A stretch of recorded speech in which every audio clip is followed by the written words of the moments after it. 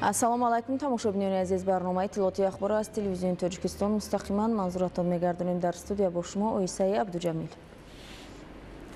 дар шароити торафт шиддат гирифтани равандҳои марбут ба сиёсати ҷуғрофӣ ва тағйирёбии иқлим ки бо суръат ҷараён дорад, дигаргуниҳои табиӣ аз ҷумла гармшавӣ бо суръат мушоҳида мешавад.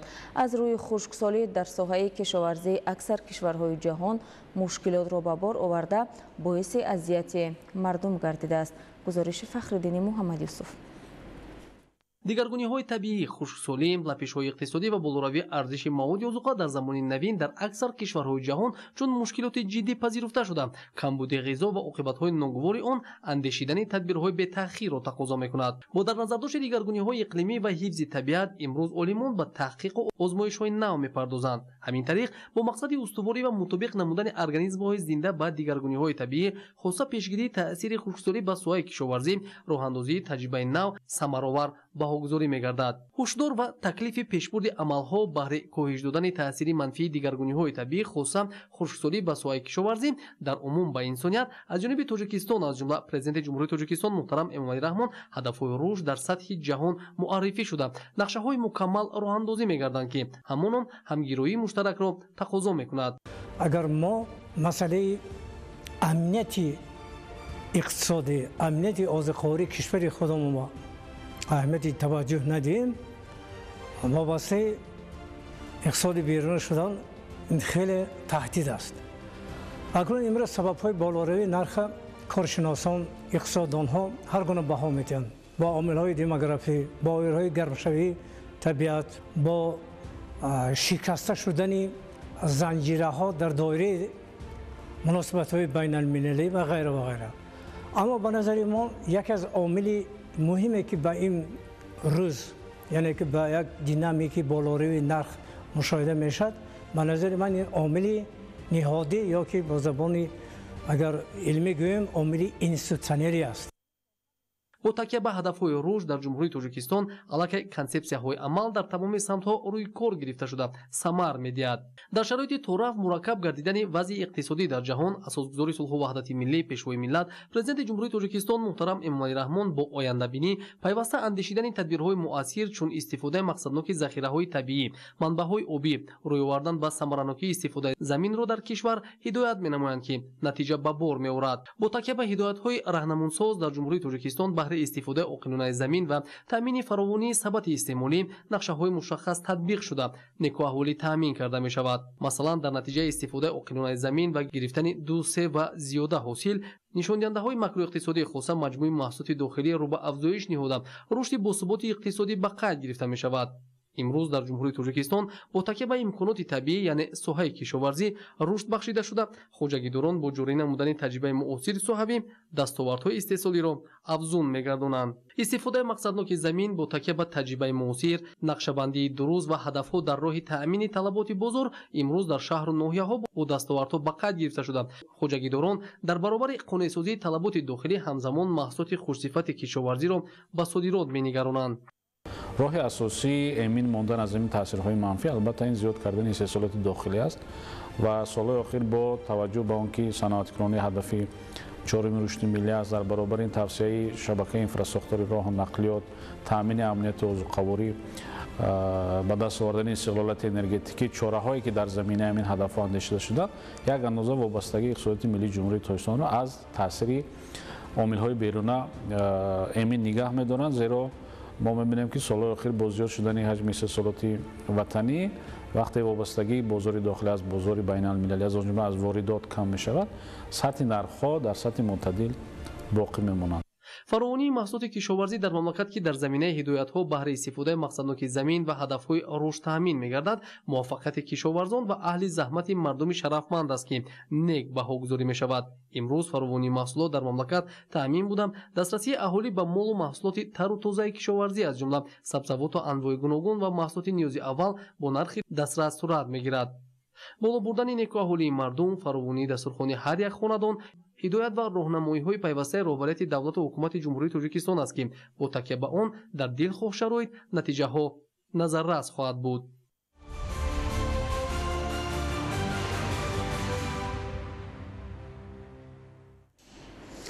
کشاورزان شهر دوشنبه با نظرداشت تجربه اندوخته و با استفاده از آب فراوان و خاک حاصلخیز دورنمای کشت تکراری را نزدیک به 90% اجرا نمودند. اهل‌دین شهاب‌الدین و دلیر رجبوف گزارش می‌دهند.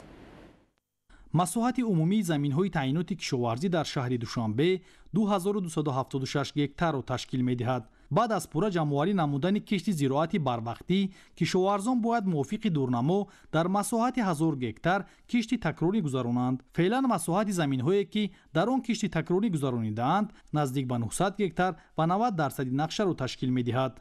برتری به کشت غله‌دانگی، لوبیا و سبزیجات و پولیزی روانه کرده شده است که از این حساب ذخیره تیرمو زمستانه تامین کرده می‌شود. کشاورزان و ساکنان شهر دوشنبه با مقصد سهم گذاشتن در تامین امنیت اوضاع‌قواری مملکت جهت استفاده ثمراناک زمین و رویانیدن 2-3 حاصل از آن تدبیرهای مؤثر می‌اندیشند. زمین هایی که از کشتی اساسی خالی شده است، کشتی تکراری، کشتی کرمی بروقتی، کشتی لبلبوی آشی، کشتی تربو شلغم گذرانده استیم. دایر با عاقلانه ثمراناک استفاده بری زمین، گرفتن 2-3 حاصل در طی سال تدبیرها اندیشیده مدنیت زمینداری را بهتر و خوبتر به راه مانیم. ما امروز از گفته های پیشوای معظم ملت محترم امام علی رحمان دایر به سایه کشاورزی روح الهام تازه گرفته، امروز کوشش و غیرت، دانایی و توانایی خویش را بر آن صرف کرده ایستادیم که از زمین آب عاقلانه و ثمرناک استفاده برده نسبت سالهای پیشین، نسبت سال قبلی بیشتر محصولات گوناگون سایه کشاورزی استحصال نماییم و ذریعه هم باشد در تامین امنیت اوضاع‌قواری کشور حصه‌گذار باشیم.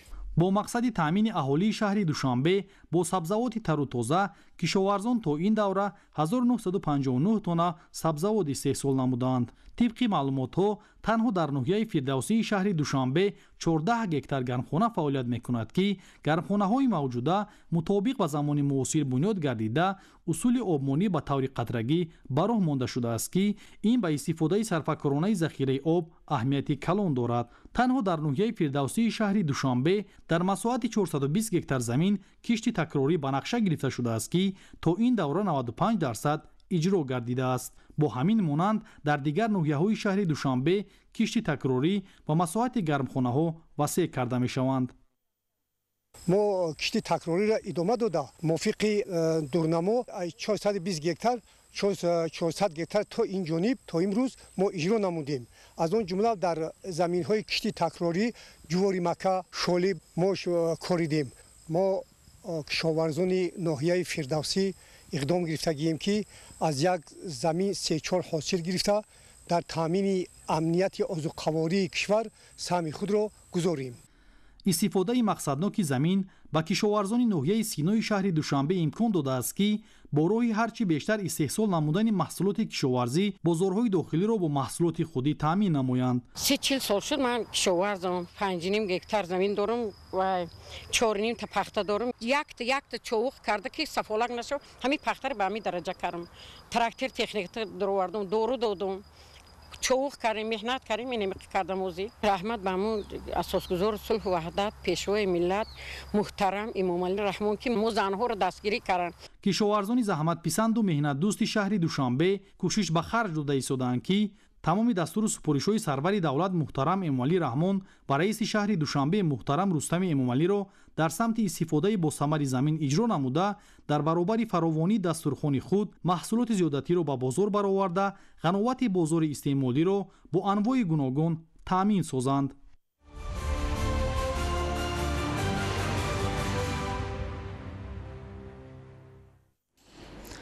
در شهر خروغ به رشد ساحه کشاورزی توجه خاص ظاهر می‌گردد.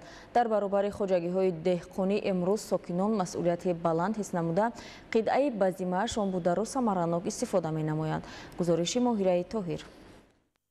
در شرایط افزاینده اولی و محدودیت ذخیره‌های زمین استفاده ثمرناک زمین نزد حولگی در شهر خروغ اهمیت بیشتر پیدا می‌کند. امروزها بسیاری از ساکنان قطعه نزد حولگی خود را برای تامین خود با محصولات خوراکواری تر و تازه و بهبودی شرایط زیست استفاده می‌برند. خواجگیدار طالبشاه نصرتشاهیف ساکن شهر خروغ زمین نزد حولگی را ثمرناک استفاده برده به کشت سبزیجات از قبیل بادرنگ و پامیدور، کبودی، کارتوشکا و پیاز، بلغاری و тарбуз машғул мебошад. ҷаҳди иҷро намудани дастури супоришҳои пешвои муаззами миллат президенти мамлакат муҳтарам Эмомалӣ Раҳмон баъри сарфакорона оқилона истифода бурдани ҳар ваҷаб замин имрӯз сокинони вилояти мухтори кӯҳистони Бадахшон самаранок ва сарфакорона истифода бурда истоданд. хушбахтона сокинони шаҳри Хорух заминҳои назди авлигии худро яъне барои парвариши сабзавот хуб баро гузошта истоданд. моҳҳои август бо ният дорем бодиринг дубора кишт кунем ҳамчун таҷрибавӣ. ба ғайр аз бодиринг бо дар инҷо помидор ва кабуди кишт мекунем. ба гуфти хоҷагидор ҳамасола замини худ ҳосили фаровон ба даст оварда хоҷагии худро бо сабзавоти барвақтию тирамоҳӣ таъмин мекунад. рӯёндани ҳосили дилхоҳ аз мусоидии боду ҳаво вобастагии зич дорад. Толибшоҳ Насрашоев дар баробари бо муваффақият парвариш намудани зироатҳои полезӣ беш аз 8 сол аст ки аз ҳисоби маҳсулоти тарбуз ҳосили дилхоҳро ба даст мебиёрад. Вай таҷрибаи мамолики хориҷиро дар самти парвариши тарбуз истифода бурда имрӯзҳо самараи хубро ба даст овард. аз ҳисоби зироаткорию полескорӣ хоҷагидор ҳам даромади соф ба даст оварда 4 фасли сол ба сабзавоту меваҷоти тару тоза дастрасӣ дорад. ба ғайр аз тарбуз бо ба гулпарвариам шавқ дорам. асосан ба ғайр аз гулҳои хонагӣ лимонпарварӣ мекунам. лимонро худам пайванд мекунам. бо соли дуюм аст ман дар инам дар шароити хона парвариш меёбам. мавриди таваҷҷӯҳи ҳукумати ҷумҳурии Тоҷикистон қарор гирифтани соҳаи кишоварзӣ ба пешравии амнияти озуқаворӣ мусоидат намуда ҳар як фарди меҳнатдӯсту повиҷдон мехоҳад пешаи кишоварзиро фаъолияти худ қарор дода самараи дилхоҳро ба даст оварад. ин гуфтаҳо имрӯз дар фаъолияти Толибшоҳ хуб мушоҳида гардида итминон меравад ки сафи чунин шахсони заҳматкашу заминдӯст сол ба сол зиёд хоҳад гардид. Муҳираи Тоҳир, Муборакшоҳи Рустам, шаҳри Хорух, Ахбор.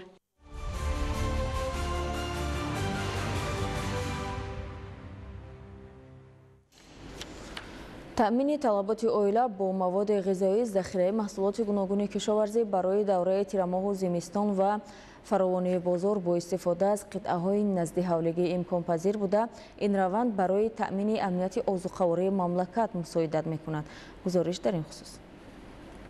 бо назардошти он ки истифодаи мақсадноки замин яке аз омилҳои асосии рушди устувор ва зиндагӣ бо саодат ба шумор меравад, сокинони ноҳияи Ёвон дар ин самт таваҷҷӯҳи хоса зоҳир менамоянд. кишоварзон бо истифода аз шароити мусоид ба монанди заминҳои корами ҳосилхез, оби полезӣ, нурҳои фаровони офтоб ва дигар унсурҳои зарурии табиӣ аз як қитъаи замин дар як сол то 3 маротиба ҳосили дилхоҳи зироати гуногунро ба даст меоранд. имрӯзҳо дар ҳама ҷамоати шаҳраку деҳоти ноҳия раванди ҷамъоварии ҳосили расида, анҷоми корҳои агротехникии зироати парваришшаванда ва гузаронидани кишти такрорӣ дар қитъаҳои аз ҳосил холӣ гашта ҷараён дорад. ба назари коршиносон истифодаи мақсадноки замин на танҳо ба беҳтар шудани шароити зиндагии сокинон ва коҳиши бекорӣ мусоидат мекунад, балки имкон медиҳад ки табиат ҳифз шавад, эрозияи хок, биёбоншавӣ ва ифлосшавии муҳити солим пешгирӣ шавад. аз лиҳози дигар замини обод ва хуб истифода шуда имкониятҳои зиёди иқтисодиро дар самти рушди саноат ва сайёҳӣ низ фароҳам меорад.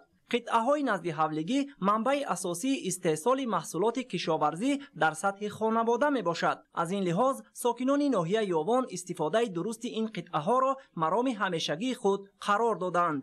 ба назари онҳо истифодаи оқилонаи заминҳои назди ҳавлигӣ ба ҳар як оила имконият медиҳад ки маводи ғизоии солим ва бехатар ба даст оранд, хароҷоти рӯзгорро коҳиш диҳанд ва илова ба истеъмоли хонаводагӣ маҳсулотро ба бозор пешниҳод намуда даромади иловагӣ ба даст биёранд. Картошку посадила, взяла 200 килограмм. После картошки посадила фасоль. Ну, сейчас уже начинаю. С огорода клубника у меня. Я закрыла 20 банок клубники. В огороде у меня зардолу. Я сок сделала, компот закрыла. Смородину закрыла 60 банок. Соленье сделала, вот зверобой. Потом шакаров сделала. Все с огорода. Ничего я не покупала. сокинон бахусус бонувони соҳибтаҷрибаи ноҳияи Ёвон тавсия медиҳанд ки агар ҳар як хонавода дар истеҳсоли маҳсулоти кишоварзӣ саҳм гузорад, бозор бо маҳсулоти тару тоза ва дастрас таъмин мешавад. ин амал баъзе камбудиҳои мавсимиро бартараф карда нархро дар бозор мӯътадил нигоҳ медорад ва воридоти маҳсулоти кишоварзиро кам мекунад. ба ин хотир маҳсулоти истеҳсол шуда дар мавсими баҳору тобистон бояд барои тирамоҳу зимистон дар шаклҳои гуногун нигоҳ дошта шавад, ба монанди шур кардан, мураббо ва консерва, хушк кардан ё дар яхдонҳо нигоҳ доштан ва омодасозии маҳсулоти нимтайёр барои истифодаи зимистона. исмоил соҳибназарён, мақсади мақсад, ахбор.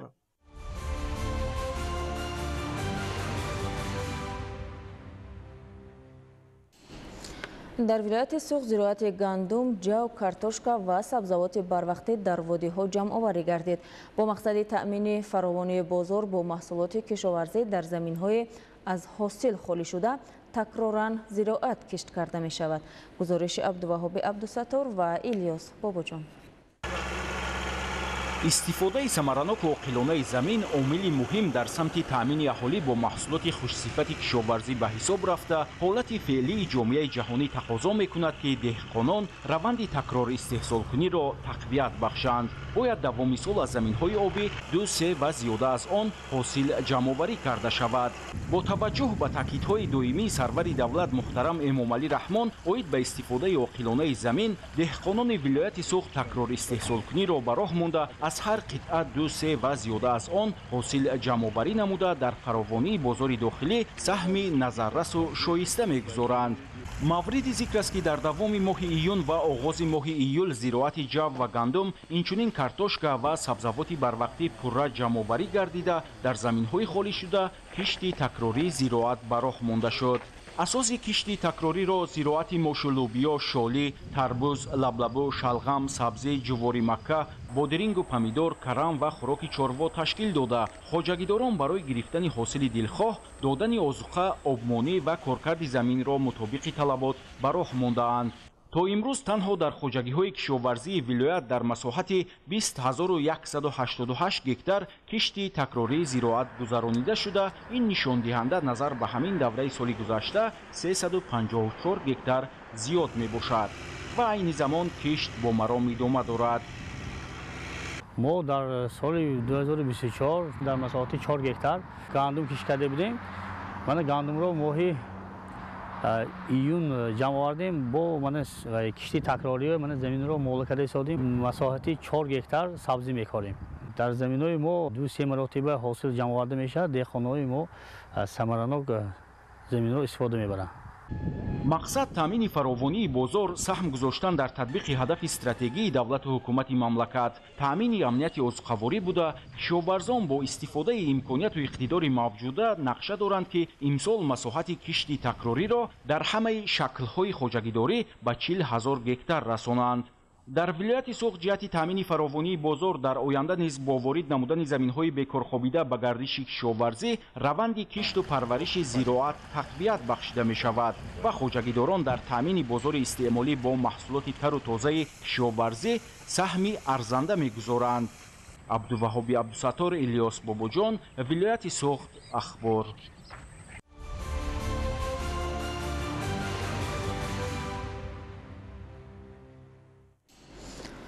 дар ноҳияи Темурмалек дар 2 соли охир наздики 20 километр роҳҳои мошингарди маҳаллӣ таъмиру мунфаш гардиданд ки дар ин тадбир саҳми сокинону соҳибкорон назаррас арзёбӣ мегардад.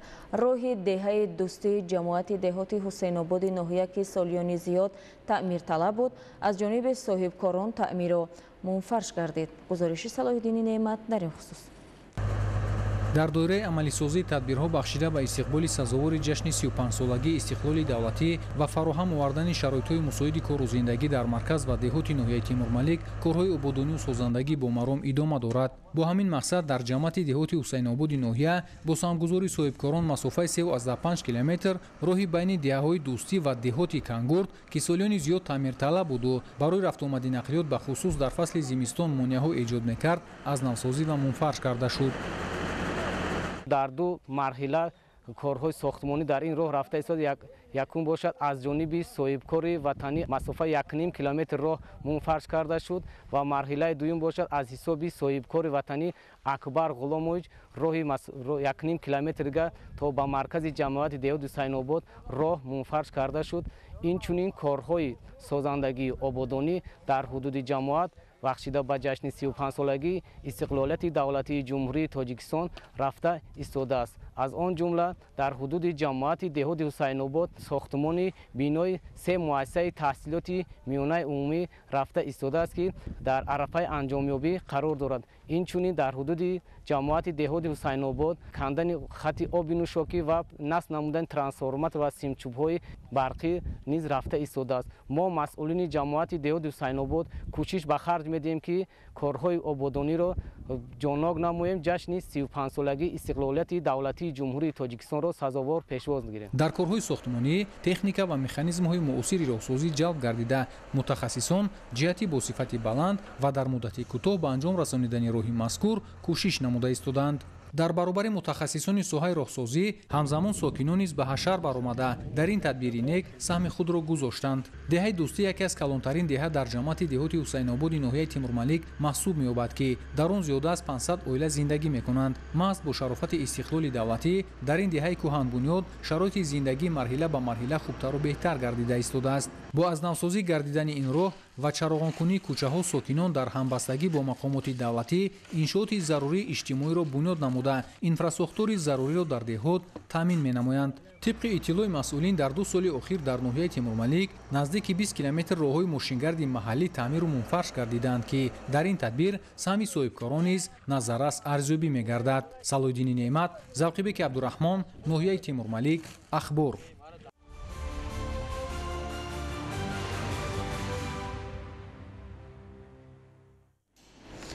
با دستگیری حکومت جمهوری تاجیکستان یکی از کلانترین کارخانه استخراج انگشت شهر اسفره نوسازی گردیده موافق دورنما حجم استحصال آن 3 برابر افزایش داده می شود. گزارش دایشه تقوی مراد و رجب علی محمد علی. جمعیت سهامی کشاده انگشت شهر اسفره طول 70 سال این جانب فعالیت می نموید. در این مدت آن تجهیزات و دستگاه‌هایی که برای استخراج انگشت استفاده می‌گردید کهنه و فرسوده شده بودند. اکنون با دستگیری حکومت جمهوری تاجیکستان و خصوص راهنمایی‌های راهبر دولت محترم امامعلی رحمان این کارخانه دوباره برقرار کرده می‌شود. در دایره لایحه 10 انشاءات نوی زمانوی در حدود همین انشاءات بنیاد و نوسازی گردیده 4 کیلومتر نقب زیرزمینی برقرار کرده می شود و با این حجم استحصال انگشت در کارخانه مذکور در سال 2026 به 1 میلیون تن رسانیده می شود. جمعیت سهامی کشاده انگشت شهرک شوراب شهر اسفره 54 گکتار زمین را در اختیار دارد که در آن تقریباً 70 میلیون تن ذخیره انگشت موجود است. انگشت نوعی بور که طلباتش در بازار داخلی زیاد است از زیر این تل و تپه ها استخراج می شود. اکنون برای استخراج و کارکرد این مقدار انگشت دستگاه و تجهیزات زیرزمینی و بنا و انشاءات روی زمینی کان انگشت شوراب پوره نوسازی شده برای کارگران و متخصصان شرایط خوبی کاری تامین می شود. فعالیت دائمی کارخانه برای ساکنان شهر اسفره، ولایت سوخت و جمهوری اهمیت کلان اجتماعی و اقتصادی دارد. با انجام این لایحه نزدیک 2000 ساکن محلی با کار تامین می شوند. حجم استحصال که حالا اقتدار سالانش حدوداً 60000 تن انگشت می باشد، آن در سال 2026 پس از پوره برقرار گردیدن به 1 میلیون تن رسانیده می شود. ماه نوامبر سال 2024 با دستگیری و سپارش پرزیدنت جمهوری تاجیکستان پیشوای ملت محترم امامعلی رحمان مرحله اول کارهای برقرارسازی در انشاءات آغاز گردید. تا این مدت برای وسعت کارهای ساختمانی و وصل و نصب تجهیزات معاصر جمعیت در همکاری با شرکت چینی پینگمی شنما تا انرژی از مسافه 3.7 کیلومتر خط انتقال برقی 10 کیلوولت، 5 کیلومتر خط علاقه موبیلی و اینترنت و آب نوشاکی به انشاءات تامین کرده شده. حالا در زیاده از 10 انشاءات خرد و کلان معیشی و خدمترسانی کارهای ساختمانی با جلب بیش از 600 کارگر محلی و خارجی رفته ایستاده است. در این 6 ماه انجام داده ایم زیاده از 18000 کوادرات کارهای ساختمانی از نوسازی، یعنی آشخانه، خوابگاه، بیناهای معمولی و اینچنین شبانه روز در محله ساختمانی 5 سکتری نو برای 600 نفر متخصصان محلی در آینده با کار دائمی تامین نشده ساختمان خوابگاه رفته است. در کون انگشت شراب کارهای کندن جنس‌های کوهی و استخراج انگشت پورا در زیر زمین انجام داده می شود. در این قسمت فعالیت نقب هوادیهی، چاه‌های عمودی، ماشین بالابرار و نوسازی افق‌ها از انشاءات اساسی برای افزون نمودن حجم استحصالات محسوب می‌یابد. تا امروز با جلب متخصصان بناها از تعمیر کپیتالی برآورده شده، دستگاه بالابرار با نوترین تجهیزات و با قوطی‌های بارکش تامین گردید. در نقبه‌های هوادیهی برای تامین بی‌خطری کارمندان و اجرای با صفت کارهای برقرارسازی تجهیزات لازمه از جمله قبرهای آبرسان و هوادیهی اینچنین خطی علاقه موبیلی تامین شده. کارهای تازه نمودن چاه‌های عمودی از آب و سنگ و شغل، کندن جنس‌های کوهی در قسمت‌های باقی مانده ادامه دارد. طبق طلبات‌های تکنیکی بی‌خطری کارکرد در زیر زمین ما همه را جابجا کرده وصل و نصب کردیم که از دو طرف خطهای علاقوی اینترنتی موبیلی و اینچنین خط آب با تامینات آب و سیستم ایرادسانی هوادیهی علاقه وصل و نصب کرده شده است. ما حاضر در چقوری 400 متر زیادت کار میکنیم. تمام شرایط ها هست. آب، هوایی که اکسیژنی که میکشیم همش خوب است. علاقه تلفنی وضعیت یکدیگر را فهمیده میستیم. رحمت به جناب عالی که برای ما در این کارخانه شرایط خوب برای ما تامین کرده می شود. پس از تعمیر پوره چاه‌های عمودی از نو برقرار کنی افق‌های 990 تا 500 نقب هوادیهی شرقی، وصل و نصب دستگاه و تجهیزات معاصری وارد شده، کارمندان مهندسی و تکنیکی کارخانه می توانند آینده نزدیک با استفاده از تجهیزات پراقتدار معاصر مقدار پیش بینی شده انگشت را استحصال نمایند و سهم خود را در رشد ساحه و تطبیق هدف چهارم استراتژی صنعت کنونی با سرعت گذارند. برای پیشروی کار و تامین شرایط بود و باش کارمندان و متخصصان تا این وقت در حدود انشاءات بناهای معموری، خوابگاه برای 360 نفر، حجره‌های کاری کارمندان برای 300 نفر، بنای مجلسگاه، نقطه اداره کنی استحصالات، بنای کارگاه مکانیکی و دیگر انشاءات یاری رسان تعمیر و نوسازی شده است و کارگران همروزه از شرایط موجوده ثمرناک استفاده می‌برند. تکنولوژیا و تجهیزاتی که وارد انشاءات میشوند استحصال شرکت‌های با نفوذ جهانی میباشند. موافق معلومات تا امروز از جانب سرمایه‌گذاران در حجم 12.6 میلیون دلار شتات‌های متحده آمریکا تکنیک و تجهیزات زمانوی شخصی و مصالح زیر تکنولوژی وارد گردیده است و این روند باز ادامه دارد. شرکت سرمایه‌گذار پیمشنا گروپ تا آخر سال 2026 نقشه دارد که تمامی نقب‌های زیر زمین در 4 افق چقدر 500 متر با پورگی برقرار نماید. زیاده از 4 کیلومتر افق‌های زیر زمین را برای مطابق سازی انشاءات برقرار شونده به طلبات زمان معاصر همزمان در اینجا با جلب 50 ساکن محلی ساختمان زیرایستگاه برقی 110 به 35 کیلوولت، بنای نوی خوابگاه برای 600 نفر، بنای درآمدگاه اساسی کارخانه و دیگر انشاءات مهم ادامه دارد. در عموم این شب و روز در 3 بست نزدیک 300 نفر ساکن محلی در کارهای ساختمانی جلب شدند که با معاش خوب تامینند. انجام مرحله اولی کارهای برقرارسازی در این انشاءات ساحه صنعت سال 2026 پیش بینی شده است. پس از انجام کارهای بازسازی و استخراج سالانه انگشت به 1 میلیون تن، در مرحله های بعدی کارگاه های نوی استحصالی بنیاد شده از انگشت استحصال دیگر نمود محصولات به راه مانده می شود. ظاهرشوی تقایمراد رجب علی محمدعلی، شهر اسفاره، اخبار.